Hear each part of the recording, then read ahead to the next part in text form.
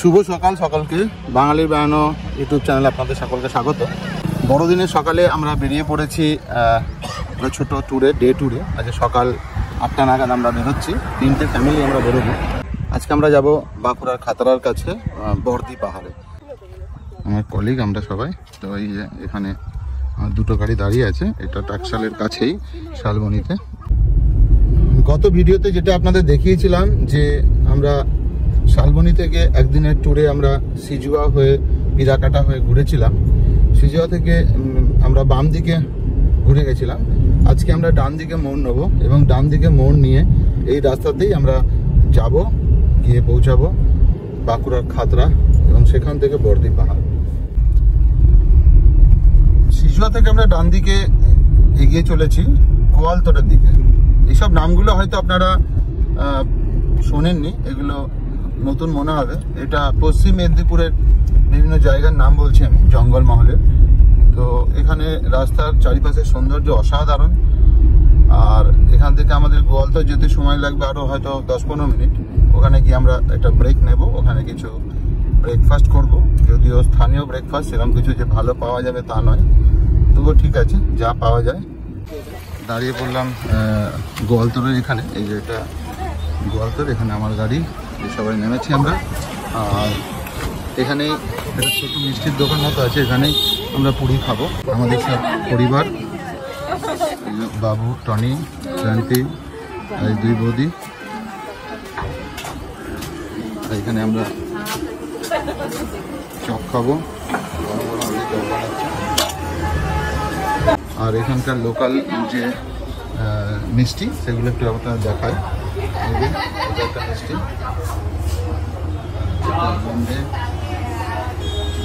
পরে এদিকে বিভিন্ন সন্দেশ আছে, ছোট ছোট মিষ্টি আছে।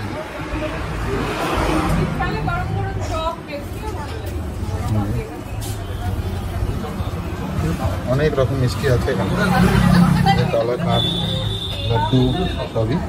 এটা হচ্ছে বাবু চা, কচুরি খা, গরম গরম আলু তরকারি আর কচুরি।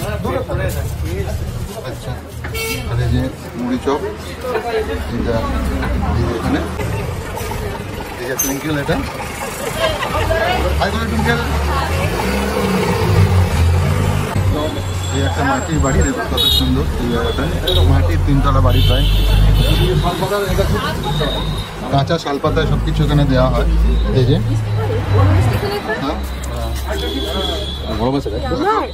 দেখো, এটা কাঁচা শালপাতায়। এই যে গোয়ালতোড় থেকে আমরা সারেঙ্গা রোড দিলাম, এটা সারেঙ্গা হয়ে বাঁকুড়া ঢুকছে।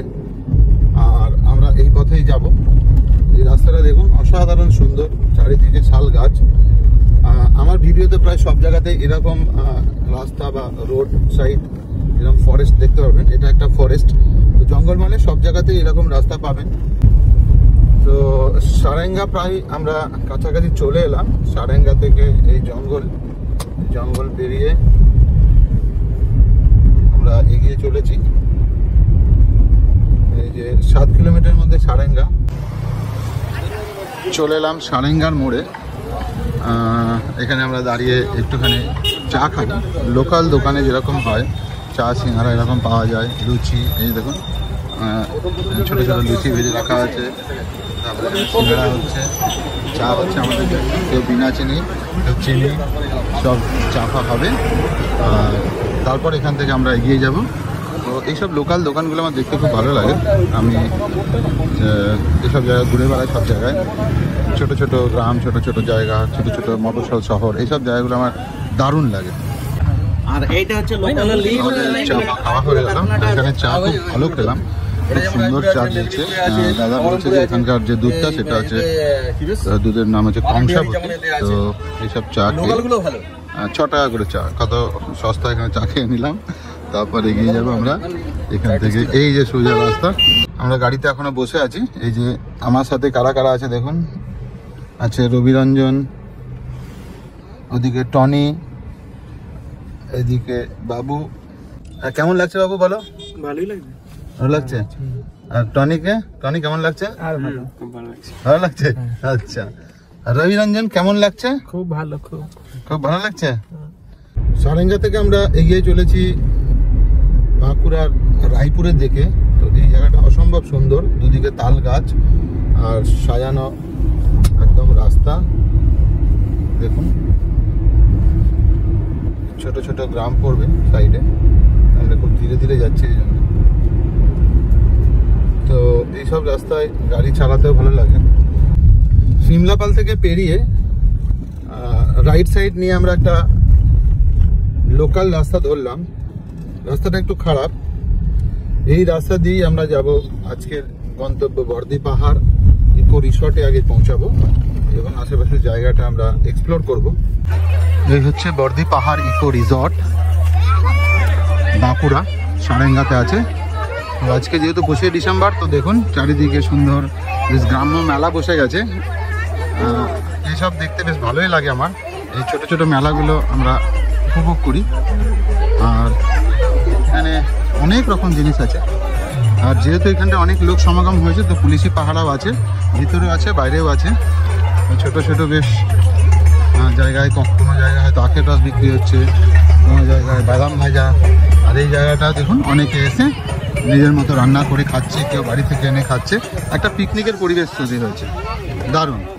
আর এই ভিতরটায় ঢোকার জন্য রিসর্টের ভিতরে পিকনিক করা যায় না, তো এমনি ঘোরা যায়। তার জন্য একটা টিকিট আছে, টিকিট করে আপনার ঢুকতে হবে। আর এই যে বেশ সুন্দর জঙ্গলের মধ্যে এরকম ঘুরে বেড়াতে দারুণ লাগে। শহরের ক্রিসমাসের একটা আলাদা আর এখানে একটা অন্যরকম আমরা ভাইব পাচ্ছি। তো চলে এলাম আমি বর্দি ইকো রিসর্টের ভিতরে। এখানে আজকে অনেক টুরিস্ট এসছে। তো আমরা এই মুহূর্তে আছি এই সুন্দর রেস্টুরেন্টে। এনাদের একটা রেস্টুরেন্ট আছে, এখানে আমরা খাবার অর্ডার করে দিলাম। আগেই অর্ডার করেছি সকালবেলায়, যেহেতু এই জায়গাটা অনেক ভিতরে, অনেক জঙ্গলের মধ্যে একটা, তো সেই জন্য আগে অর্ডার করতে হয়। রেস্টুরেন্ট থেকে আমরা নিচের দিকে এই নেমে যাচ্ছি। ওই দূরে কংসাবতী রিভার দেখা যাচ্ছে। তো সেখানে আমরা গিয়ে দেখি। আস্তে আস্তে নামতে হবে, রাস্তাটা অতটা মানে ঠিকঠাক নয়, একটুখানি ভেবেচিন্তে নামতে হবে। চলে এলাম নদীর ধারে। এখানে এসে বেশ ভালো লাগছে। আমার মনে হচ্ছে যে এখানটায় আমার দারুণ কাটবে দিনটা আজকে। নদীর ধার পেলে সত্যিই খুব ভালো লাগে। আর ওই যে ওখানে রাখা আছে ছোট ছোট স্লিপিং চেয়ারের মতো, যেটা বর্ষাকালে একদম ডুবে যায়, তো এখানেও রাখা আছে। এটা এখন চড়া পড়ে গেছে অনেকটা জায়গা। একদম স্বচ্ছ জল যাকে বলে।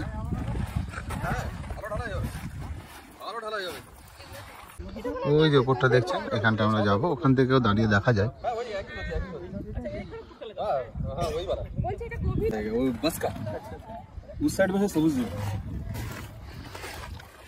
তো এখানে আমরা সবাই নিচেটায় এসে এনজয় করছি, বেশ সুন্দর লাগছে, দারুণ জায়গাটা।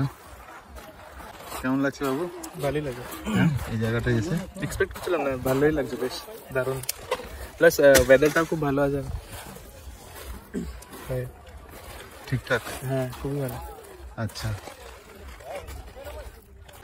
তো আমাদের পরিবারের সবাই ছবি তুলতে ব্যস্ত। এরপর ইন্টারভিউ নেওয়া হবে এদের। তো বর্দি পাহাড়ে এসে আমরা দেখতে পাচ্ছি এখানে নৌকো চলছে। আমরা এর জন্য ওয়েট করছি। ওদের সাথে আমরা পুরো সবাই মিলে ওখানে নৌকা বিহার করবো, বেশ ভালো লাগে। তো আমরা এখানে এসে একটা নৌকো পেয়েছি।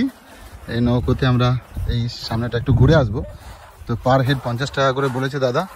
ঠিক আছে, কোনো প্রবলেম নেই। আজকের দিনে 50 টাকা নেক, 60 টাকা নেক, দিয়ে দেবো, কোনো চিন্তা নেই। কিন্তু ভালো করে যেন ঘোরাতে হবে। আর এখানে তো সত্যি কথা কিছু পাওয়া যায় না, এত পর্যটক কোথায় আসে, তো সেই জন্য ঠিকই আছে। এর জলটা এতটাই স্বচ্ছ যে মেঘালয়ের যে ডাউকিতে আমরা নভেম্বর মাসে দেখি, সেরকমই একদম স্বচ্ছ জল। তো আমাদের নৌকা ছেড়ে দিয়েছে, দেখুন সুন্দর একদম। আর ওই যে দূরে আমাদের পরিবারেরা ওখানে দাঁড়িয়ে আছে। জায়গাটা খুব সুন্দর। টুঙ্কেল কেমন লাগছে? ভালো লাগছে না? মজা লাগছে না টনি? খুব মজা লাগছে। খুব মজা লাগছে বাবু? হ্যাঁ ভালোই লাগে। আচ্ছা, তো আমরা নৌকো করে এগিয়ে চলেছি। তো দুর্দান্ত এই জায়গাটা, ডাউকিতে যেরকম থাকে সেরকমই একদম। এরকম যে পাবো এখানে আমি ভাবতেও পারিনি। তো দাদার কৃপায় আমরা এখানে আজকে এরকম একটা সুন্দর নৌকা বিহার করছি। আর পিছনটা দেখুন, পিছনের পাহাড়টা অসাধারণ, সত্যি ভালো লাগছে, সত্যি একদম মনে হচ্ছে, হ্যাঁ সত্যি মনে হচ্ছে কিন্তু একদম মেঘালয়ের মতো সিনটা। এখানটা একটু গভীর জল, আর আমরা সবাই এখানে এনজয় করছি। উপরে লোক, এই যে একজন ওখানে মাছও ধরছে। যাই হোক, আমরা সত্যি এই জায়গাটা আমরা এক্সপেক্ট করিনি যে এখানে একটা এরকম আমরা সুযোগ পাবো নৌকা বিহারের। কাতলাটা ধরা যায় না, কাতলা ধরা যায় না এখান থেকে, ওই ওয়াল এগুলা ধরা যায়, চিতল ছিপে ধরা যায় না। ছিপেও ছিপের টাইমটা রাত্রে, রাত্রে ছিপ ফেলে? আচ্ছা এখন রাত্রে, আর ভাদ্র মাস থেকে দিনে। এখানে পুরাই ঘর ছিল, আচ্ছা। সেই নিচেরটাই বেশি মাছ ধরতো, 200 লোক প্রতিদিন, হ্যাঁ 200 জন শিপার বসতো। এত এত মাছ আছে এখানে? প্রচুর মাছ। ওই জায়গাটা দেখে মনে হচ্ছে একদম মেঘালয়ে চলে এসেছি। মেঘালয়ে ঠিক এরকম ডাউকি রিভার আছে, সেই ডাউকি রিভারের পাশ দিয়ে এরকম রক হিল যাকে বলা হয়, রকি পাহাড় এরকম থাকে, সেরকমই একটা পাহাড়ের পাশ দিয়ে আমরা কংসাবতী রিভারে ভেসে চলেছি। দুর্দান্ত। তো চলে এলাম বর্দি পাহাড় ইকো রিসর্টের মধ্যে। এই যে পিছনের দিকে রাস্তাটা দেখছেন, সেই রাস্তাটা হচ্ছে বর্দি পাহাড়ে ওঠার রাস্তা। তো চলুন দেখা যাক এখানে কি কি আছে। এটা হচ্ছে এই রাস্তাটা দিয়ে ওপরে উঠলে আমরা একটা পাহাড়ে উঠে যাব, যেটাই হচ্ছে বর্দি পাহাড়। রাস্তাটা আমরা এগিয়ে চলেছি, তার কাছেই দেখছি একটা এরকম সুন্দর রুম। এটা একটা কাপল রুম। এটা পিছন দিকে ব্যালকনিও আছে সুন্দর, ব্যালকনি থেকে কংসাবতী রিভারটা দেখা যায়। চলেছি এই বর্দি পাহাড়ের দিকে। তো এই রাস্তায় চলুন, এইভাবে অনেকটা যাওয়ার পরেই আমরা বর্দি পাহাড়ে একদম ওপরে উঠে যাব। তো এই যে ঘন জঙ্গল দেখছেন, অসাধারণ সুন্দর।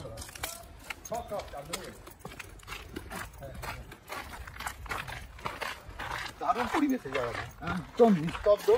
আর প্রচুর বড় বড় এখানে শাল গাছ আছে, শাল গাছগুলো একদম ঘন সবুজ হয়ে আছে। জন্তু জানোয়ারের ভয় নেই এখানে, তো সেই জন্য আমরা এখানটায় ঘুরছি। দারুণ লাগছে পুরো জায়গাটা। অনেকটা আমি এর আগে গেছিলাম রাঁচিতে, রাঁচির মতোই লাগছে অনেকটা।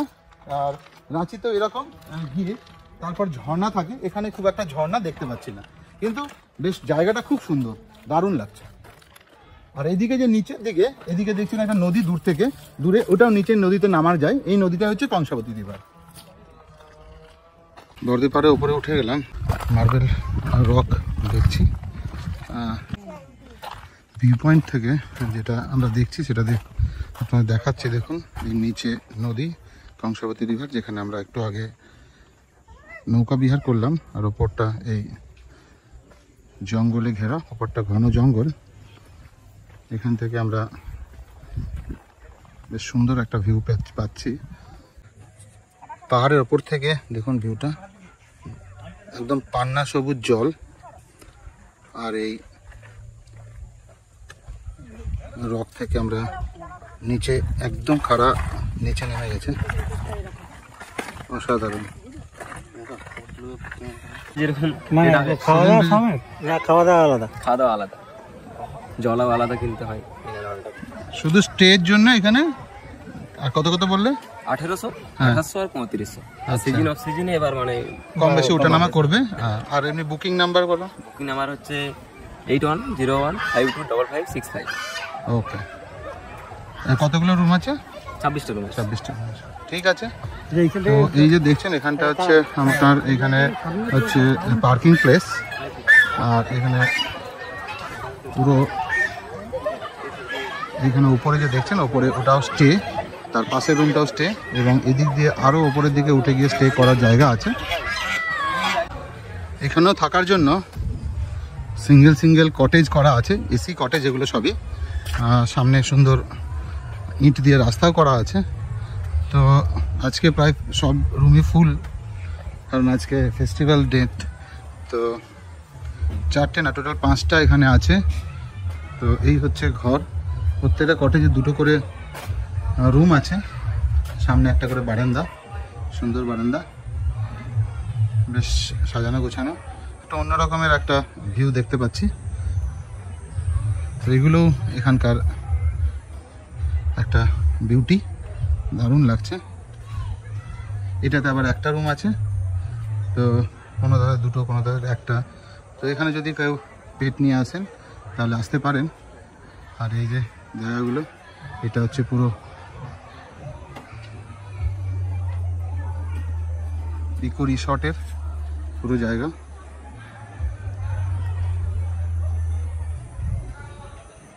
দারুণ।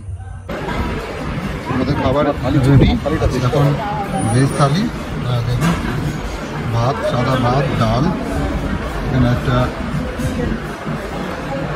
মিক্স ভেজ আছে, ঝুড়ি ঝুড়ি আলু ভাজা আছে, এখানে আলু পোস্ত, স্যালাড, লেবু।